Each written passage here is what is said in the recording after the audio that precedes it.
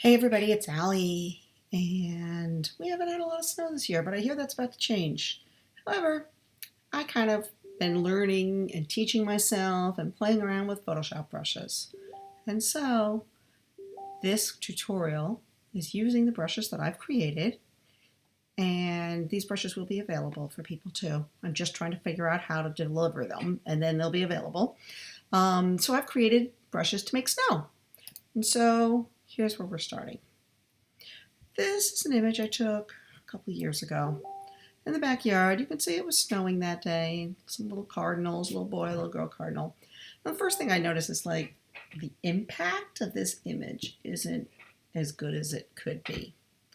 So I selected the bird on the bottom and I just copied and pasted them and I transformed them. And honestly, he doesn't look bad even with this bad selection, but I can just take a quick brush and kind of 50% brush on a masking layer. And so like something like this, don't kill yourself. I mean, there's so much texture going on in the background, and by the time I'm done adding snow, you're not going to notice. People aren't going to notice that the leaves are a little different. And if he was a little closer, then the leaves would be a little bigger. I also made sure I lined up the branch behind him with where it used to be. So anyway, that was just a little something I did to make the image a little better. And here's a preview of the snow. So now we're going to go ahead and create our own snow. So the first thing I'm going to do is add a new layer, and then I always do my Command G to group it, and I'm going to call this snow. And so here's what I've created. I've got random snow, I've got snow with a harder edge, I've got snowflakes, I don't even remember, fluffy snow. I made all different kinds of snow. And snow template doesn't belong here. That's like when you're making brushes, you'll make a template. So that's gone. So let's start with snowflakes. And then I'm going to just use a standard white.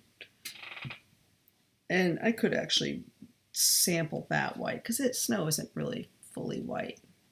So that's at 50%. So I'm going to Command Z, hit 0, set my opacity to 100%, and paint on my snow. So this snowflakes, was meant to be fairly soft. And it gives you the illusion of moving snow. It starts, but I find that if you really want these things to look good, so I'm going to call that one fluffy snow. You want to do multiple types of snow, which is why I did multiple brushes. And so this layer here, I'm going to use snow with random motion, and this is a little bit more of a, this brush has a little more going on. And you know, snow isn't like rain. It tends to fall in different directions, and so that's what this snow does. So basically, I want to get a little snow on top of my birds. I don't want to like cover their little birdie faces. So got a little more snow going on here now. And I want to just make it look a little bit more realistic. Sometimes I'll come in and double click on the layer, and let's see if Bevel of Emboss does anything. It might not. I actually should have practiced that beforehand. It definitely, oh, so I must have been playing with blue last time. I'm going to just put this to more of a gray blue. So that way it's a little bit better. And my highlight mode of my bevel should definitely be more of a white for this. So I'm not really sure that Bevel of Emboss, it kind of makes them look a little bit more so they stand out. I'm going to leave it. So the next thing I'm going to do is go down to my fluffy snow layer. And you can see how it's definitely adding a lot of depth. And I'm going to go to Filter, Blur, Motion Blur, and just give it a little bit of a blur in this direction. And if I want to enhance the effect, I can do a Command J, and it just makes it a little bit stronger because I've doubled it on top of itself.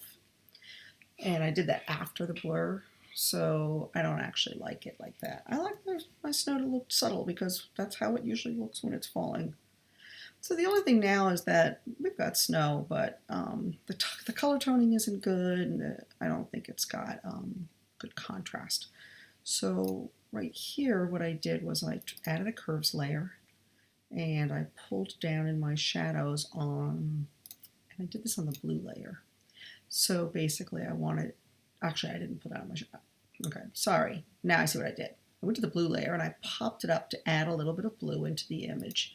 I also went to my RGB layer and see that's this white line, and I pulled down on the shadows and pushed up on the contrast, and that gives you a little bit more contrast and a little bit, oops, and I just, Control Z, there we go.